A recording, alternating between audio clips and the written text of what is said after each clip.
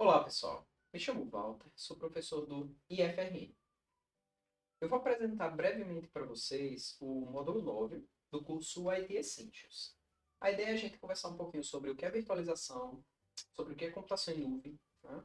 As principais características. A gente vai perceber que, apesar da virtualização ela ser a base para a computação em nuvem, elas não são a mesma coisa. Então, vamos lá.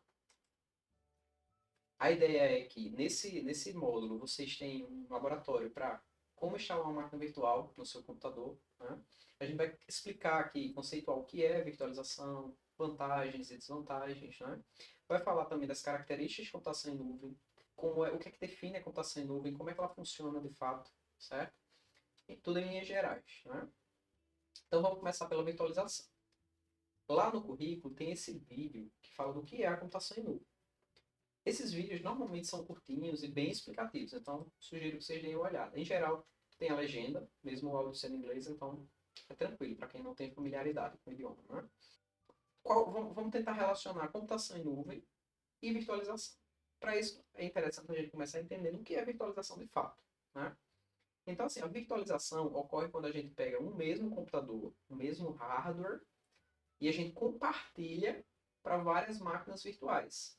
Então, eu vou ter o meu desktop, por exemplo, que tem 8 GB de memória.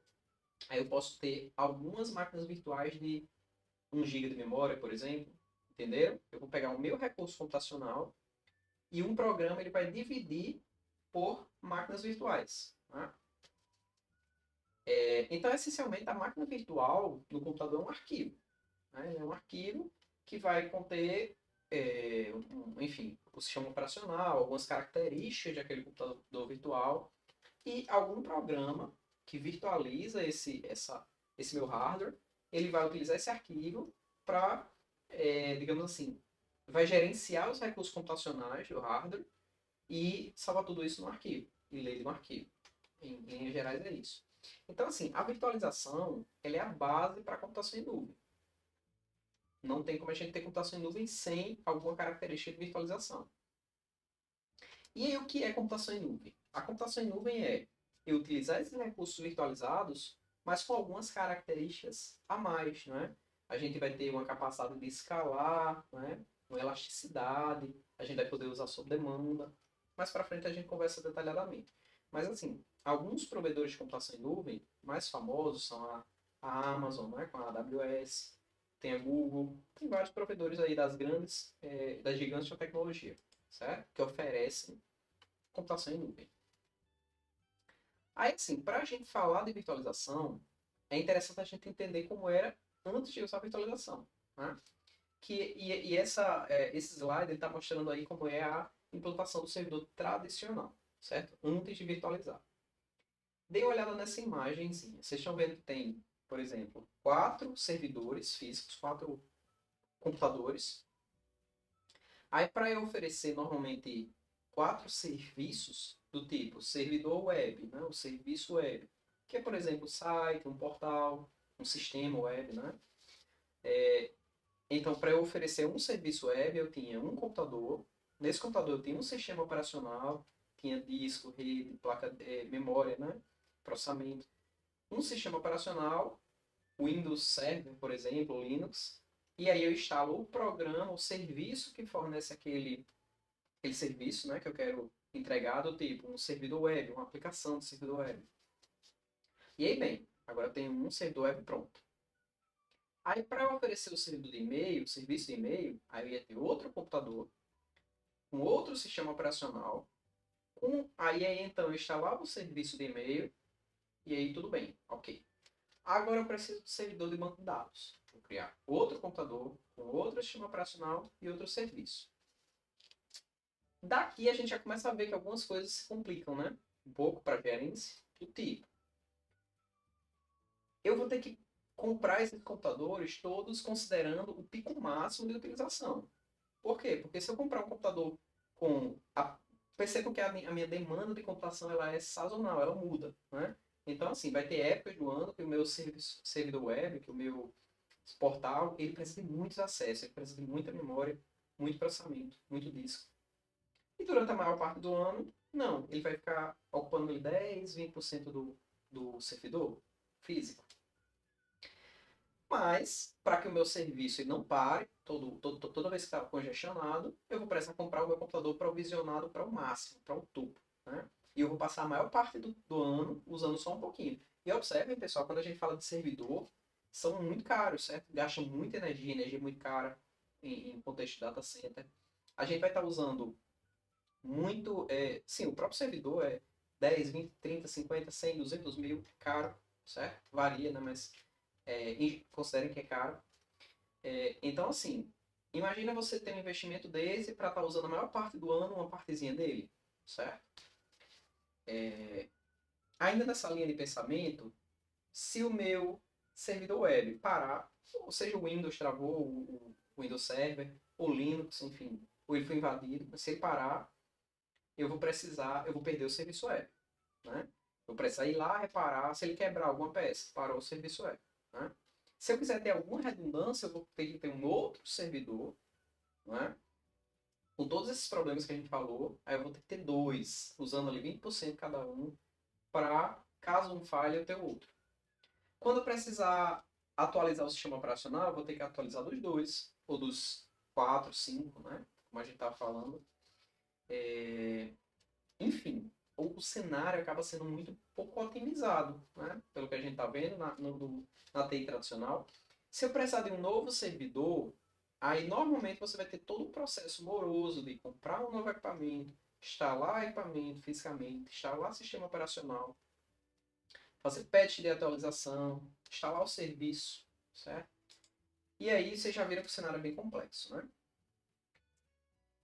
Foi nesse contexto que surgiu a virtualização, ou a virtualização de servidores. Então, o que é a virtualização de servidores? Eu vou ter um hardware só, em que eu vou ter um sistema que faz a virtualização, o software de virtualização, que aqui a gente vai chamar de hypervisor. Né? Então, eu tenho um hardware, um hypervisor que consegue compartilhar meu hardware, várias máquinas virtuais, como nessa figurinha. E aí eu posso ter vários sistemas operacionais, inclusive diferentes agora. Posso ter no mesmo computador uma máquina virtual com Windows, e aí em cima eu coloco o servidor DHCP. Aí eu crio uma outra máquina virtual com Windows e boto o Active Directory. Já crio uma máquina virtual com Linux e coloco um sistema de gerência de rede. Enfim, o que é que muda nesse cenário? Observe o seguinte, se a gente considerar que no caso anterior a gente tinha 4 servidores físicos, se a gente estimar que estava usando mais ou menos 20% da capacidade. Agora eu posso ter um servidor que eu vou ter menos servidores com mais utilização. Então agora eu teria um servidor com 80% da capacidade. Né? Isso é muito melhor. Por quê? Porque, como eu falei, energia no contexto de data center é muito caro, pessoal. Muito caro. Porque você está falando de equipamentos que consomem bastante energia, mas que estão funcionando 24 horas por dia, 7 dias por semana. Então, na hora que você transforma 4 em 1, por exemplo, a relação pode variar muito mais que isso, mas você vai ter muito menos energia, muito menos espaço sendo utilizado, e no contexto de data center, espaço também é complicado. Perceba, um data center é uma sala que ela tem um piso especial, uma segurança física especial, controle de climatização, ar-condicionado especial, né? Com controle de umidade. Então, assim, digamos que cada metro quadrado que você não tem que construir data center é muito econômico, né? É muito caro você gastar mais espaço em data center. Dentre outras vantagens que a gente vai discutir mais para frente. Mas o ponto-chave é entender o seguinte. Quando você virtualiza o servidor, você consegue ganhar muito mais otimização, certo? Então, a gente já começou a falar algumas vantagens do tipo, a otimização dos recursos, eles são muito melhor utilizados, aproveitados. Você utiliza menos equipamentos e utiliza mais de cada equipamento, tem menos ociosidade. Você precisa de menos espaço físico, né? Efetivamente, né? Menos energia consumida, o custo cai drasticamente. O provisionamento dos serviços fica muito mais rápido. O que é que isso quer dizer? Como eu falei, antes você queria criar um novo servidor web, você tem todo um processo moroso, um novo equipamento e por aí vai. No cenário de virtualização, que a máquina virtual é um arquivo, então para eu construir um novo servidor web eu vou fazer o quê? Copiar e colar o arquivo. né? E lá no hypervisor vai mandar ele clonar a máquina. Acabou. Entendeu? Então, assim, quero um novo serviço. Faço isso, mudo o sistema, mudo o serviço que eu queria oferecer, acabou. Não quero mais, ó, criei 30 máquinas virtuais, está ocupando tanto de memória, quero reaproveitar essa memória. Deleto as máquinas virtuais, ou desligo as máquinas virtuais, né? A recuperação de desastres é muito melhorada no cenário de virtualização. Por quê? Porque assim, se a máquina virtual é um arquivo, e eu posso ir lá copiar esse arquivo no meu HD externo, se alguém invade esse sistema, enfim, se esse servidor quebra, eu preciso restaurar, o que é que eu preciso fazer? Só restaurar esse arquivo. Acabou. Né? Então, assim, é, minha capacidade de me recuperar de um desastre é muito melhorada quando eu utilizo virtualização. E um último ponto é o suporte a sistemas legados. Né? Sistemas legados são sistemas antigos, pessoal. Então, imagine que na sua empresa tem um sistema que só funciona no Windows XP. O Windows XP já não tem segurança nenhuma, né? Já está descontinuado faz tempo. E aí, assim, será que faz sentido o seu servidor de produção, todo o seu ambiente ficar utilizando um sistema daquele? Porque você tem um sistema algum sistema legado que só funciona no Windows XP? Entende?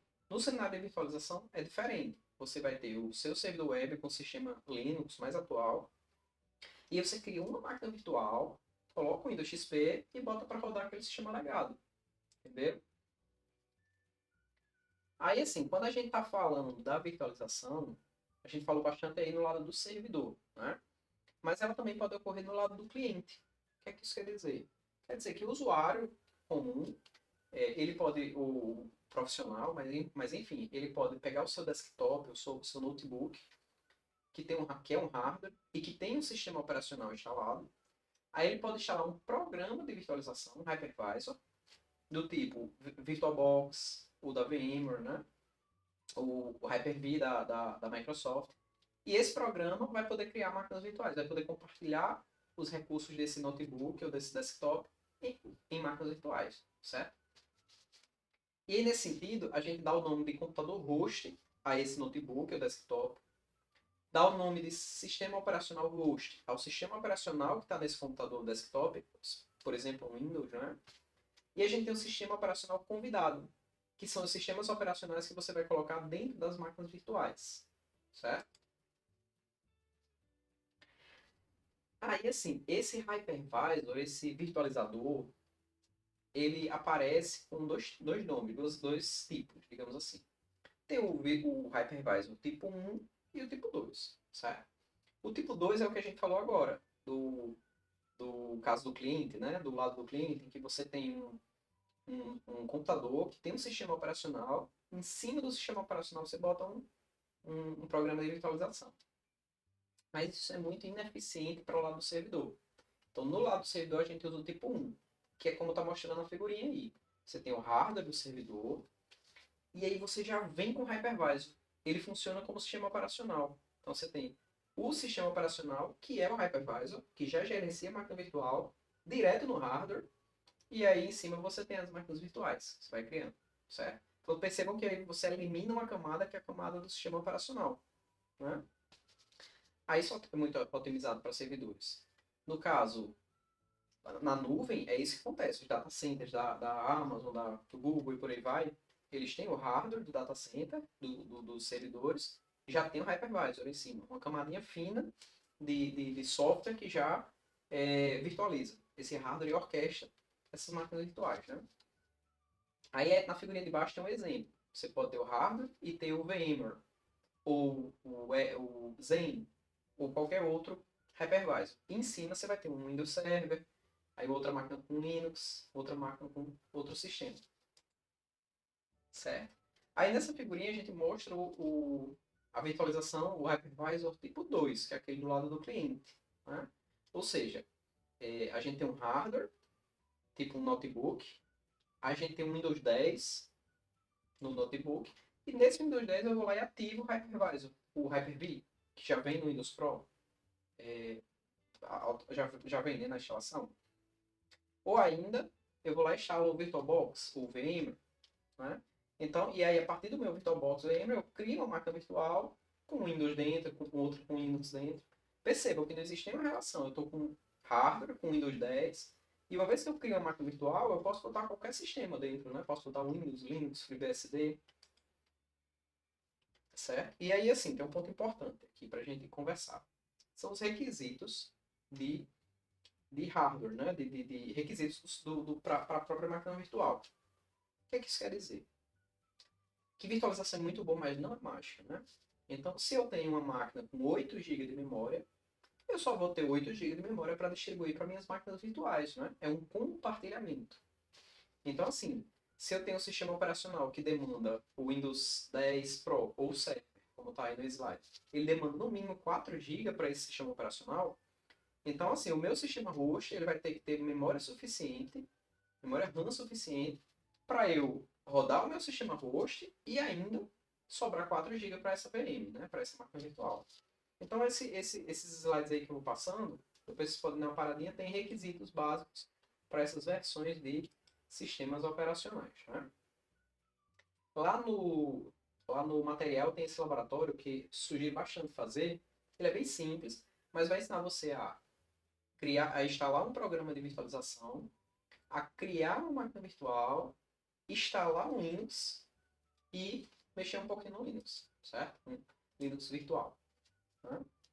Bom, dito isso, agora a gente já entendeu a base de virtualização, a gente pode ir para o lado de computação em nuvem. Né? Como a gente conversou, a computação em nuvem, ela utiliza virtualização, mas ela vai para além disso. Ela vai ter algumas características específicas, como elasticidade.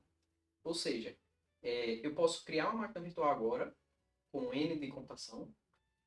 Daqui a um minuto eu posso precisar triplicar ou multiplicar isso por 10. E a nuvem ela tem que comportar, tem que me entregar essa computação que eu preciso. E aí pode ser que daqui a 30 minutos eu já não precise de nada mais disso. Eu mande apagar todas as máquinas, desprovisionar todo o recurso e eu não pago mais nada depois, né? Pago só pelo que eu usei. Quando eu usei, acabou. Além disso, uma característica da computação em nuvem é ser self-service, ou seja, o usuário ele vai lá e eu quero criar uma máquina virtual agora. Eu vou lá normalmente pela web, né? Vou lá, crio uma máquina e acabou. Não tem uma burocracia, um protocolo, um terceiro envolvido, não é? Ou ainda, eu vou lá e crio o meu e-mail. Estou usando computação em nuvem. Mas não precisa, é self-service, senão não precisei de um intermediário. É o acesso, é o amplo acesso. Então, assim, normalmente você vai ter que acessar os serviços para gerenciar a sua, o seu sistema, os seus serviços computacionais, né? Ou para usar seus serviços amplamente, tem que ser amplamente acessível. Então, normalmente, computação em nuvem ela é acessível através da internet. Né? E por aí vai. A gente vai falar de outras características, certo? Mas essas são algumas das principais. Né?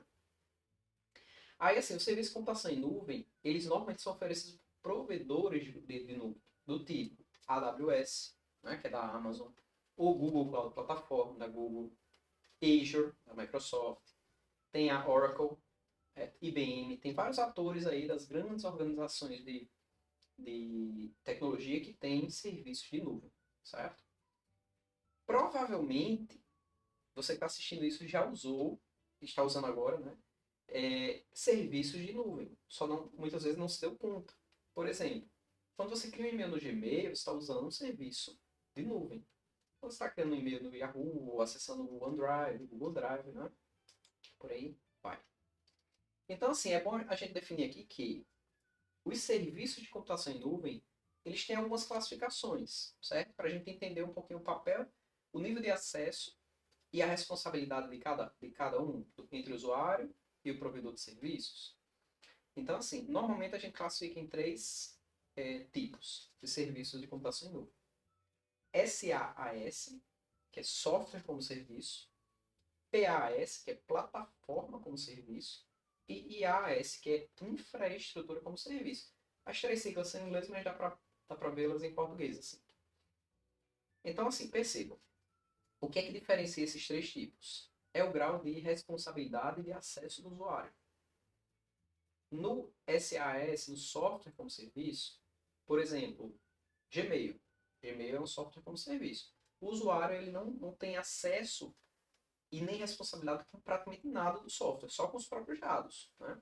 O usuário ele só se preocupa em preencher o campo de nome do e-mail, em clicar no botão enviar e-mail, clicar no botão apagar e-mail, né? Ele não vai atualizar o código do Gmail, ou ele não vai acessar a linha de comando do Gmail, da máquina virtual do Gmail. Nada disso. Tudo isso do código da aplicação para baixo é responsabilidade do provedor de serviço, certo? Então, assim, é o mais confortável para o usuário, é o mais abstraído, mas o usuário tem menos acesso. Ele tem menos responsabilidade, mas tem menos acesso, né? A gente tem um intermediário, que é o plataforma como serviço. Normalmente é voltado para desenvolvedores. Então, qual que é a ideia? O usuário desse tipo de serviço de computação em nuvem, ele tem acesso a escrever o código, certo, do programa, e colocar na plataforma. Mas daí para baixo é a responsabilidade do provedor de serviço. Ou seja, escrever o código, manter o patch de segurança do código do serviço que vai ficar operando. Responsabilidade do usuário. E ele consegue fazer isso. Se o sistema parar por conta do código, é o usuário que tem que ajeitar. O provedor de serviço não vai intervir. Mas, segurança do data center, conectividade, HD, cópia de HD, backup, tudo isso é provedor de serviços, né? Inclusive, na plataforma como serviço, a princípio, o usuário não vai acessar e gerenciar nem a máquina virtual, nem se preocupar com o patch do sistema operacional, né, para segurança, nem nada disso. Tudo com provedor de serviço. Aí o terceiro nível em que o usuário tem mais responsabilidade e, assim, mais acesso é o IaaS, Infraestrutura como Serviço. Nesse caso, o usuário ele tem acesso, por exemplo, a uma linha de comando na máquina virtual, acessar SSH na máquina virtual, né? Acessar o Windows, a telinha do Windows Server. Então, assim, o usuário ele vai ter que cuidar dos patches de segurança do sistema, de credencial de quem acessa, quem não acessa o sistema, né? Tudo isso é com o usuário. E daí para cima, né? Se quiser colocar algum serviço, algum programa, é tudo com o usuário. E o provedor de serviço não mexe. Mas aí daí para baixo é o provedor de serviço que se responsabiliza. Então, para garantir que tem energia elétrica, para garantir que tem conectividade de rede, que os servidores estão funcionando, que há segurança física no data center, né? Que aquela máquina virtual ela vai operar até, digamos assim, até a parte imediatamente abaixo da máquina virtual. Tudo isso é o provedor de serviço que vai se preocupar. Mas ele não vai acessar a sua máquina, acessar a sua linha de comando, nada disso. Tudo isso é no infraestrutura como serviço, é responsabilidade e acesso do usuário. Então, assim, retomando, como a gente falou, essas são as principais características da computação em nuvem.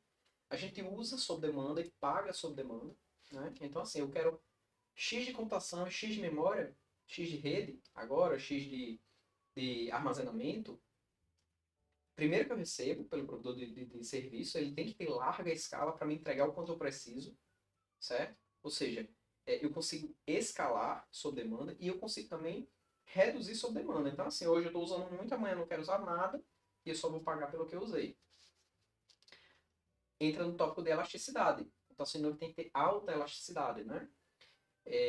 Costuma agrupar recursos, então, em geral, os recursos ficando juntos, eles são mais fáceis de recuperar, mais fáceis de fazer, de melhorar o desempenho, por aí vai.